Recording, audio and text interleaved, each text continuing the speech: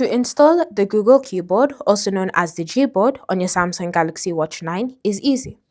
You're going to open up the Google Play Store, and then you're going to use the search function, and you're going to type or look for the option Gboard, and then search. From here, go ahead and install the keyboard. And then once it's been successfully installed, you can now go back and exit the Google Play Store. Go to the Settings app, scroll and select the option General, and then look for the option Keyboard List and Default. Tap on Default Keyboard and select Gboard. Confirm that you wish to switch to the Gboard, and by doing so, now whenever you bring up the keyboard on your Samsung Galaxy Watch 9, you should be able to see your brand new Gboard in work.